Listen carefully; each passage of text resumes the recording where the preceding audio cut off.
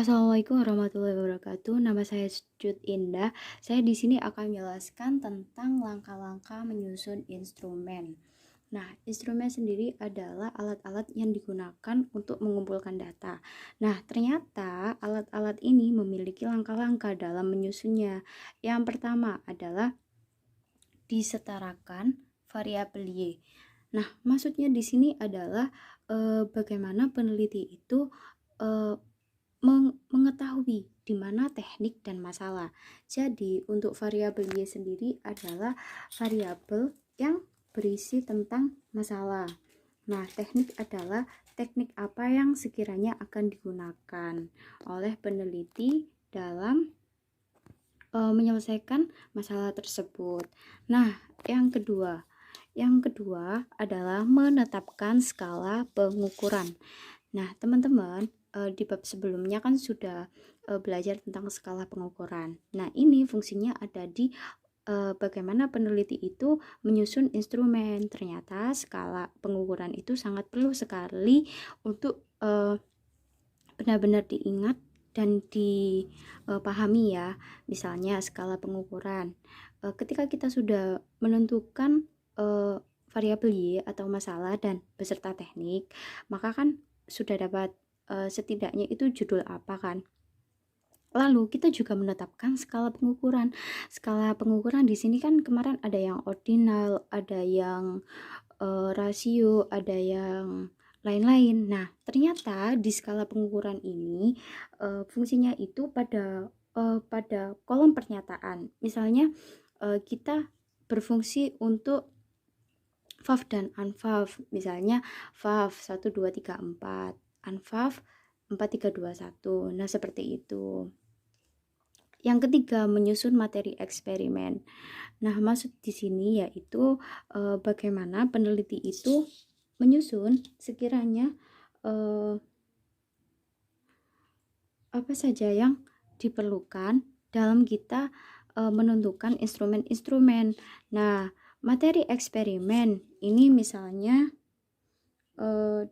definisi operasional. Jadi ketika kita sudah, poin di sini adalah ketika kita mengetahui suatu masalah atau variabel Y, maka sekiranya masalah tersebut harus bisa didefinisikan operasional. Apa sih didefinisi operasional kan? Yaitu kita mencari referensi terkait para ahli yang menyatakan tentang variabel Y atau suatu masalah tersebut. Misalnya kita mencari ya di internet definisi dari perilaku agresi. Nah, itu pasti muncul banyak kan. Menurut Bokman bla bla bla bla, perilaku agresi adalah bla bla bla bla. Menurut misalnya menurut ahli B, definisi perilaku agresi adalah bla bla bla. Nah, itu yang dimaksud dengan definisi operasional atau menyusun materi eksperimen. Nah, menyusun butir-butir eksperimen. Ini maksudnya kita menentukan kisi-kisi apa untuk definisi operasional. Misalnya setelah menyusun DO kita memerlukan indikator, poin indikator, lalu subindikator. Nah, untuk DO sendiri itu kan berisi tentang definisi. Misalnya perilaku agresi adalah perilaku yang segala bentuk perilaku yang bertujuan untuk menyakiti orang lain baik secara fisik maupun psikis. Nah, lalu ternyata ditentukan bahwa butir-butirnya itu berupa indikator. Nah, indikatornya itu ada yang menyakiti orang lain dan baik secara fisik dan psikis. Berarti terdapat dua perilaku menyakiti, yaitu secara psikis dan secara fisik. Nah, hal tersebut dijadikan dalam indikator. Nah, paham kan sampai sini? Berarti setelah kita mengetahui definisi, akan dirincikan mengenai ciri-ciri dari definisi tersebut. Maka kita menentukan indikator. Indikator adalah ciri-ciri dari definisi tersebut. Gampangannya seperti itu.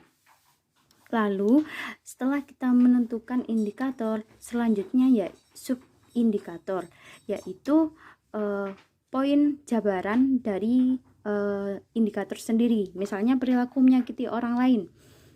Nah, sekiranya apa sih perilaku menyakiti orang lain secara fisik? Misal, seseorang memukul temannya, lalu poin pernyataannya itu misal, saya sering memukul teman saya. Nah, seperti itu. Nanti di kolom selanjutnya yaitu berisi favorable dan unfavorable. Favorable adalah berisi tentang persetujuan atau dia itu memang setuju atau mendukung tentang pernyataan dari butir-butir subindikator. Lalu unfavorable adalah lawan dari favorable. Nah, yang kelima yaitu uji coba instrumen.